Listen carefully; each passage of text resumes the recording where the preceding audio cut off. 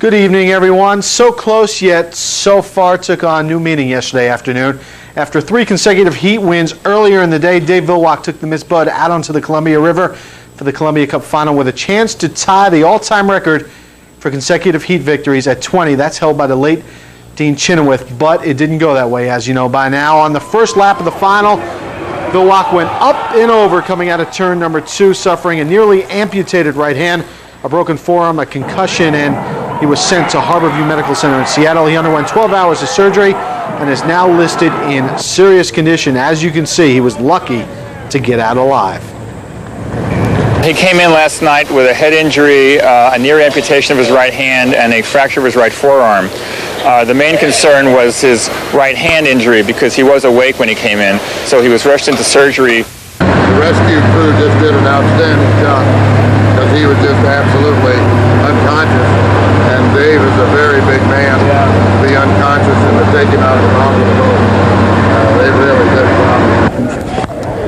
job. There you can see where the brunt of the impact was, right on the cockpit. Meanwhile, Little wasted no time trying to find a replacement for Vilwak. About a half an hour after the accident, he left a voicemail message for former Bud driver Chip Hanauer, who left the team early last year following that flip in the Gold Cup. Hanauer also got a call from the close call camp because when Mark Tate nearly went over right there, his restraints broke loose and he suffered an arm injury and had to drive the final with one hand.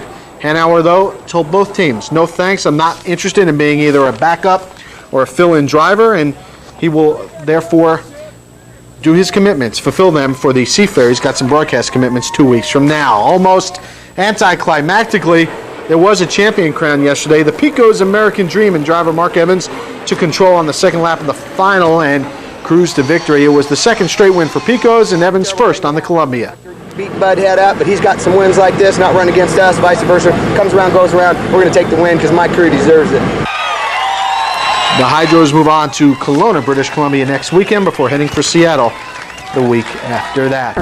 The boat landed upside down, his safety gear ripped off, and divers had to pull him out.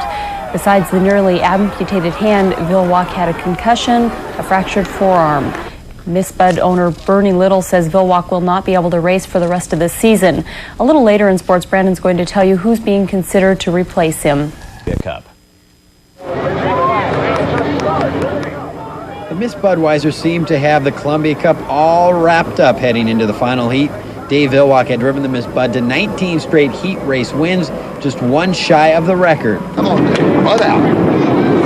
Come on, Dave. Bud owner Bernie Little was confident Dave would make it 20 in a row, but soon found out different. What? Bud's upside down? Coming out of turn 1, the Bud flipped and landed upside down. Dave Vilwak was rushed to Kennewick Hospital and then transferred to Overlake in Seattle.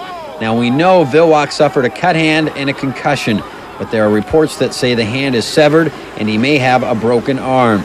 The injuries are so bad, Bernie Little says Vilwak will not race for the rest of the season. Without the Bud, the final heat started again. Mark Tate in close call and Mark Evans in Pico American Dream battling it out for the lead. Tate had the lead most of the way until he lost control going into turn 1, nearly going over. He managed to keep control, but it was all Mark Evans needed. For the second year in a row, the Pico American Dream is the Columbia Cup champion. Pico boat rides really light and gets over the waves really good. Other boats are probably pounding real hard, so, we just cruised and kept her flat, let's put it that way, flat and level as much as I could, and got her to the checker flag. Well, as we reported earlier in the news, Dave Vilwak underwent nearly 12 hours of surgery on his right hand and right forearm at Harborview Medical Center in Seattle.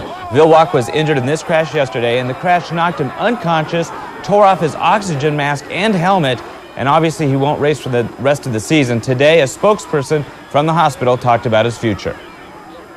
Well, we're hoping for a full recovery for him, that he'll be able to go back to being a racer. It's a question of how long it'll take, and it's hard to say, but given the fact that he's a talented athlete, hopefully it'll be quicker rather than longer.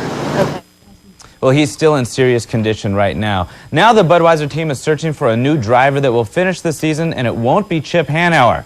Hanauer turned down a request to drive Miss Bud, so they're still looking. Speeds up on that river when it isn't bumpy, but boy, How often does that happen? There it goes. Chip Hanauer, by the way, was asked to replace Vilwak in the cockpit. Chip has declined. He is out of town for a few days. A new driver should be announced in the next day or so. Now, the restart of the final heat saw Mark Evans finally get a win. He took control in the Pico American Dream, which last year was Dave Vilwak's boat. Mark went on to win for the first time this season. A great feeling for Mark and the rest of his crew.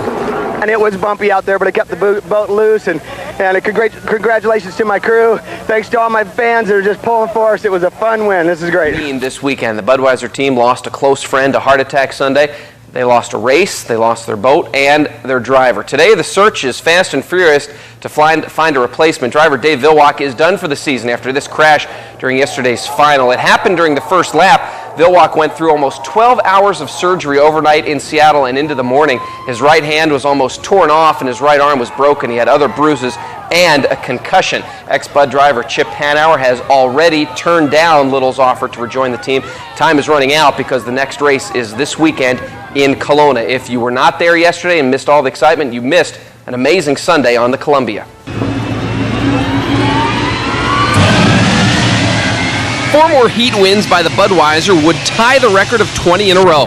And the Bud got halfway there with easy wins in heats 1B and 2A. No surprises at all. There was a surprise in heat 2B as rookie Mark Webber drove the U99 Team Steel to a win over both the Close Call and the Pico American Dream.